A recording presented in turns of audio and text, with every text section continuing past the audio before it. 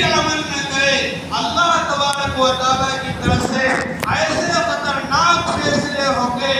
ایسے خطرناک فیصلے ہوں گے کہ ہم عمل کرنا چاہیں گے تو عمل نہیں کر سکتے، ہم عمل کرنا چاہیں گے، ہم اپنی شریعت کے مطابق، اپنا دستور العمل کے مطابق اپنا نکاح کرنا چاہیں گے، اپنی شادی کرنا چاہیں گے، اپنی خوشی منانا چاہیں گے، لیکن یہ نہیں ہو سکتا۔ اس لیے کہ اندلس کی مثال ہمارے سامنے ہے۔ اندلس کے اندر 800 سال تک مسلمانوں کی حکومت رہی، لیکن جب حالات بگڑے اور جب خرابیاں پیدا آئی تو ایسے حالات بن گئے، ایسے حالات بن گئے کہ انسان قرآن پڑھ سکتا تھا، قرآن پڑھ سکتا تھا، لیکن حالات ایسے بنے کہ وہ قرآن نہیں پڑھ سکتا۔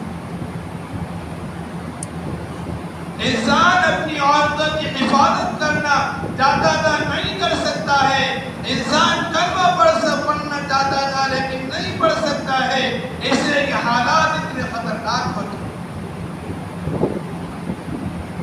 کہ وہ اندلس جس پر 800 سال تک مسلمانوں کو حکومت ہے، 800 سال تک وہ ملک آزادوں کے ساتھ آباد رہا، اللہ کی عبادت کے ساتھ آزاد رہا، نمازوں کے ساتھ آزاد رہا، لیکن جب حالات آئے تو ایسے حالات آئے انسان اپنی شریعت پر عمل کرنے کے اندر بھی اس کو مشکل پیدا ہو، یہاں تک کہ وہاں کے مسلمانوں کو یا تو مارا گیا یا عیسائی بن گئے یا یہاں سے وہاں سے فرار ہو کر بھاگے۔ ایسے حالات اللہ تعالیٰ نے اس ملک کے اوپر ڈالے ہیں جہاں پر 800 سال تک مسلمانوں کی حکومت۔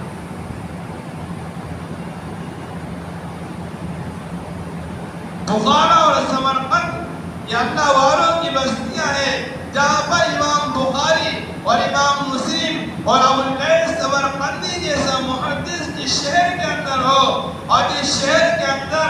برہان الدین علامہ مرغی نانی رحمۃ اللہ علیہ نے ایک کتاب لکھی ہدایہ، جس کو اللہ تبارک و تعالیٰ نے ایسی مقبول بنائی کہ علامہ انور شاہ کشمیر رحمۃ اللہ علیہ فرمایا کرتے تھے کہ اگر دارالعلوم دیوبند کا پورا کتب خانہ اگر جلا دیا جائے، انگریز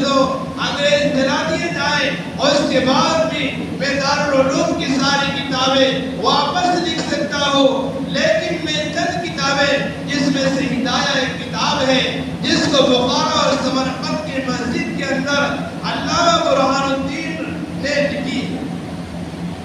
جس شہر کے اندر اتنی بڑی ہستیاں موجود ہو،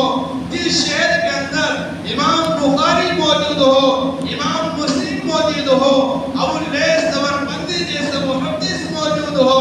لیکن دین پر عمل نہ کرنے کی بنیاد پر، شریعت پر عمل نہ کرنے کی بنیاد پر اللہ نے ایسے حالات ڈالے ہیں کہ جس مسجد کے اندر بیٹھ کر آپ نے 13 سال تک کتاب لکھی، اس کتاب لکھنے کے بعد اس مسجد کے اندر تالے لگا دیے،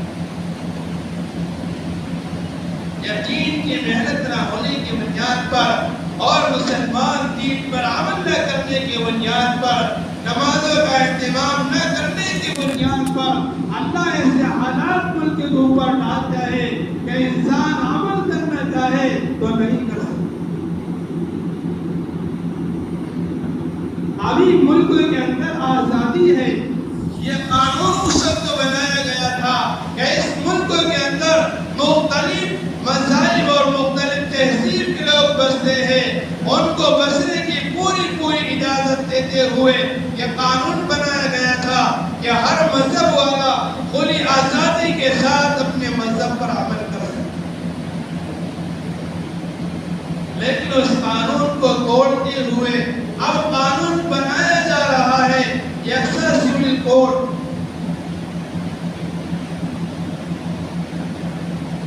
ہمیں اپنی ایمانی غیرت اور ایمانی حمیت کے نتیجے میں ہمیں یہ تصور دینا چاہیے قانون شریعت کی حفاظت کے لیے ہمیں آگے آنا چاہیے کہ ہمیں اپنے قانون کو کیسے بچانا ہے۔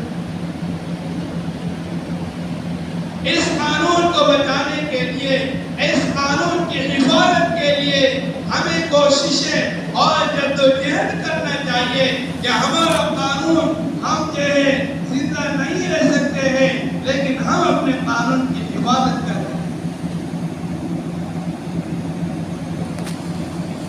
حضرت ابراہیم علیہ السلام کو جب آگ میں جلایا گیا، آگ خطرناک تھی، جلانے والے ہزاروں کی تعداد میں تھے، ہزاروں کی تعداد سے وہ آگ بجھ نہیں سکی، لیکن ایک چھوٹی سی چڑیا اپنی چونچ کے اندر پانی لے کر کے آئی اور پرندوں نے اس سے کہا کہ اس چھوٹی سی چونچ کے پانی سے یہ آگ اتنی خطرناک آگ کیسے ہوئی؟ اور چھوٹا سا پرندہ کہنے لگا کہ یہ مجھے بھی معلوم ہے کہ میری چونچ کے پانی سے یہ آگ نہیں بجھ سکتی ہے، لیکن میں یہ چاہتی ہوں کہ میرا نام اور آگ جلانے والوں کے فہرست میں نہ ہو، بلکہ میرا نام آگ بجھانے والوں کی فہرست میں لکھا ہے۔ آگ بڑی خطرناک تھی، جلانے والا بادشاہ تھا، اس آگ کے اندر جس کو ڈالا جا رہا تھا وہ خلیل اللہ تھا، لیکن اللہ کی قدرت نے ایسا ظاہر کیا کہ اللہ نے اس آگ کو ٹھنڈک و سلامتی والا بنایا۔ یہ اللہ کا وعدہ ہے، ان تنصروا اللہ ینصرکم ویثبت اقدامکم، کہ جب بندہ اپنے دین پر جب جاتا ہے، اپنے دین پر ایک پختہ ارادہ کر لیتا ہے تو اللہ تعالیٰ اس کی مدد فرماتے ہیں۔ اس سے ہمیں یہ سبق حاصل کرنا چاہیے کہ ہم اگر کوشش کر کے، محنت کر کے، کم سے کم درجہ یہ ہے کہ ہم اپنی دعاؤں کے ذریعے سے یہ بنائے جانے والے قانون کے خلاف ہم اللہ تبارک و تعالیٰ سے دعائیں کر سکتے ہیں۔ یہ اللہ جو حکومت والے جو قانون بنا رہے ہیں یہ تیری شریعت کے خلاف ہے، یہ تیرے قرآن کے خلاف ہے، یہ اللہ اس قانون کو بننے نہ دی۔ اس لیے کم سے کم درجہ یہ ہے کہ ہم اس قانون کو